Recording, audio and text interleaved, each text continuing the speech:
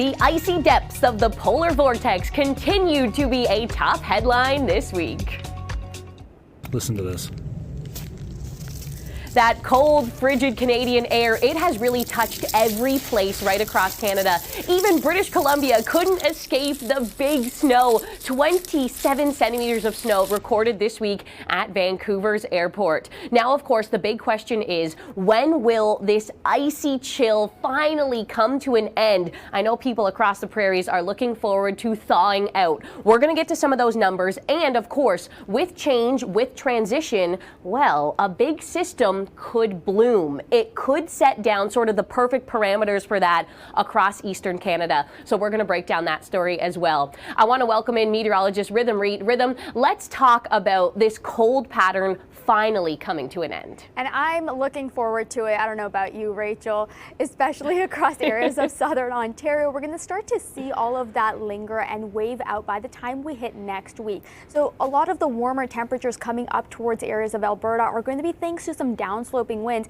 But for southern Ontario, it's going to be thanks to a little bit of high pressure and warmer temperatures spreading across the nation. Now, of course, to see big temperature changes, we usually see quite a big fluctuation within the jet stream. So let's jump into that angle of this story. Well, we're finally going to see that jet stream weaken and push towards the north. So with that, we have that access to all that Pacific air to spread out right across Canada. And that's going to bring those temperatures up as we head towards the middle of next week. Taking a look at some of these values towards the south, we definitely see those temperature values getting above seasonal for this time of year. All right, my hands already feel better in the city of Toronto knowing 4 degrees is coming. Now, Rhythm, while many Canadians will be warming up, I want to focus on a place like Iqaluit. This is an interesting story because Iqaluit was actually warmer than Vancouver throughout some points of the last 10 days. Now that cold air really retreating up towards this region. And they're going to actually be cooling down, whereas we're going to be warming up towards the south.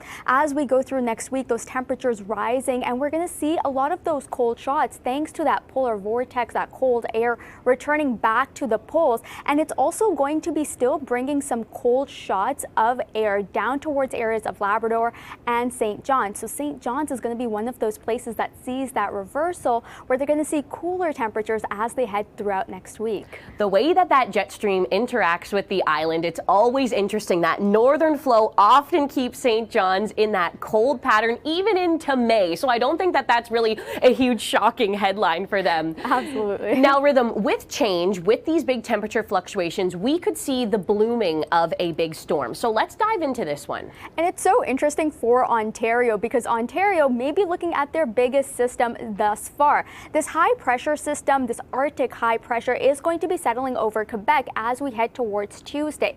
This is going to be a cause of two things. One, the bigger and stronger this high pressure gets, the more cold air infiltrates further south. And secondly, this high pressure acts like a block. So the system that is looking to come up from Texas is going to be bringing a lot of snow into the area of southern Ontario. We do expect some more ice pellets towards the southern end or southwestern end of Ontario. But since we have that high pressure in place, you can kind of see that cutoff just north of Montreal. That's going to entail a lot more heavy snow and a prolonged period of snow across areas of Toronto as well as across the GTA. That could be a really interesting story as we get into next week to see the snowfall difference between Quebec City and Montreal, for example. Now, Rhythm, just before we end this segment, I want to show people a little preview across the Golden Horseshoe and across Ontario, even into places like Ottawa, of what we could be expecting in through Tuesday.